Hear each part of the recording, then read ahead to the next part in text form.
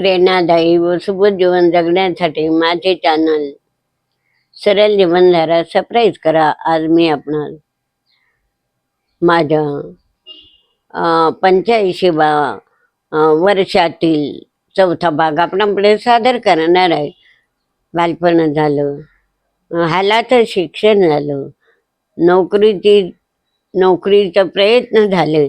आता मी तुम्हाला माझ्या मुलांचे शिक्षण हा चौथा भाग आपणापुढे सादर करणार आहे. तर त्यांचे शिक्षण कसे झाले. आता 3 मुलं ते हायस्कूलमध्ये नाव घातलं. 10वीला चांगले मार्क पडले त्यांना.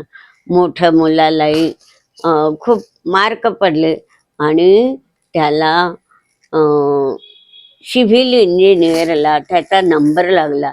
नंतर 2 वर्षानं लहान मुलगा सुद्धा मार्क पडल्यावर त्याचा सुद्धा सिव्हिल इंजिनियरलाच नंबर लागून गेला.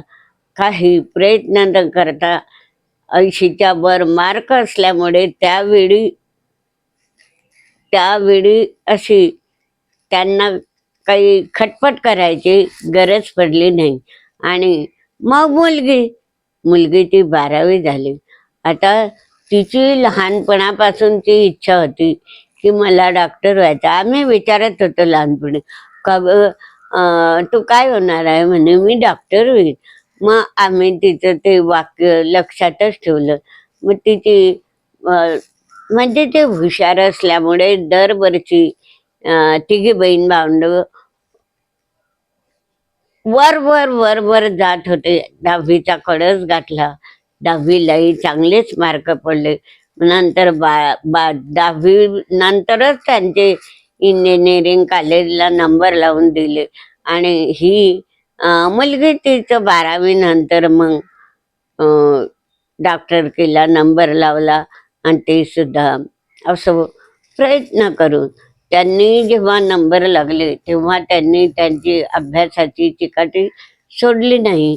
मुलांनी घरीच असं सायकलवर जायचं कॉलेजला. गावातच कॉलेज असल्यामुळे सायकलवर जायचं न यायचं असं खरं त्यांनी प्रयत्न करून त्यांचे 3 वर्ष ते सिव्हिल इंजिनियरचे काढले.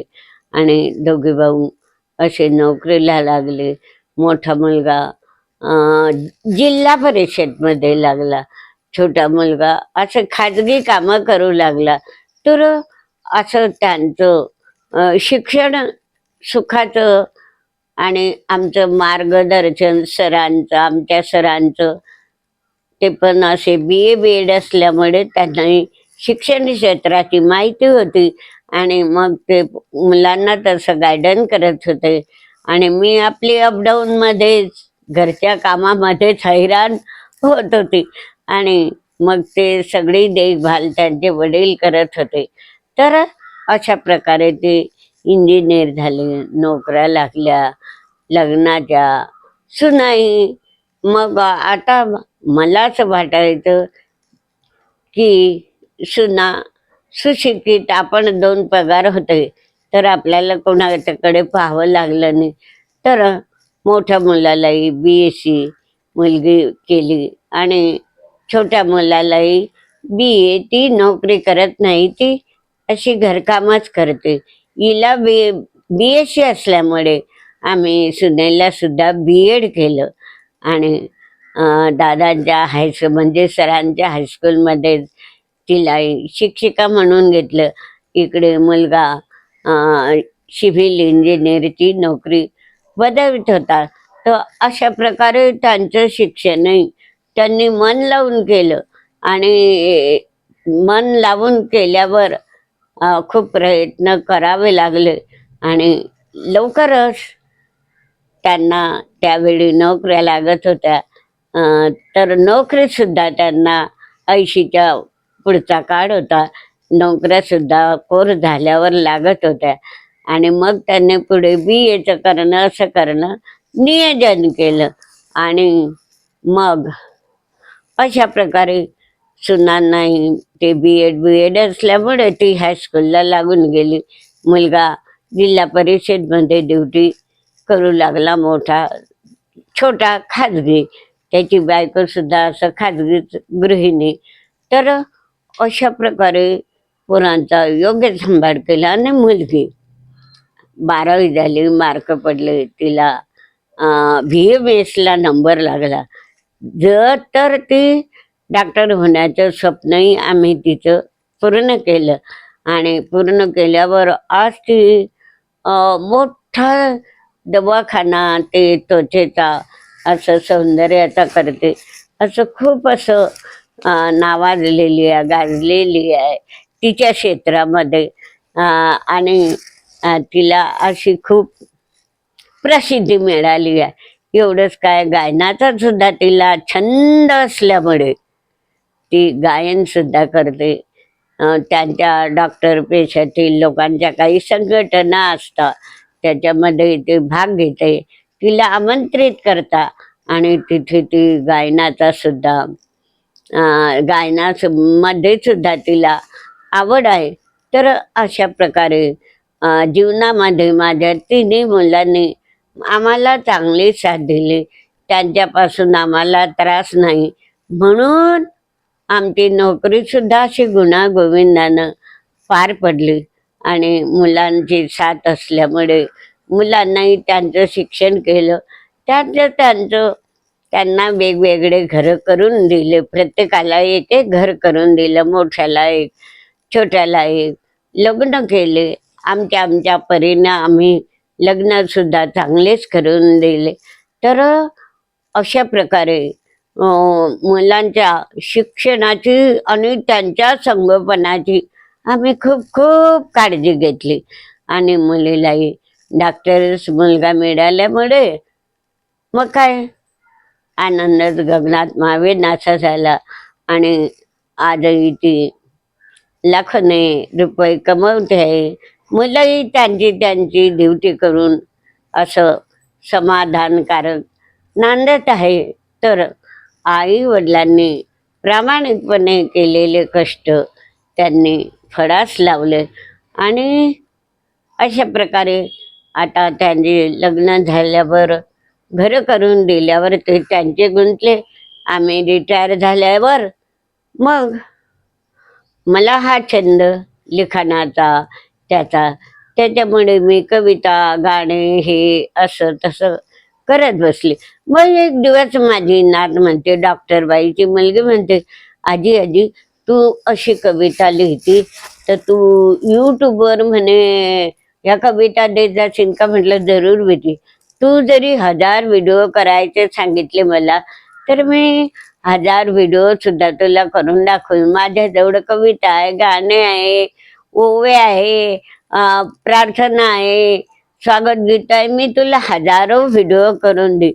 मग तिनं मोबाईल घेऊन दिला आणि मला ते हे व्हिडिओ कसा काढायचा, व्हिडिओ कसा टाकायचं याचं सुद्धा शिक्षण नातींनी दिलं मला. काही मुलाच्या मुलीनं, काही मुलीच्या मुलींनी असं शिक्षण दिलं.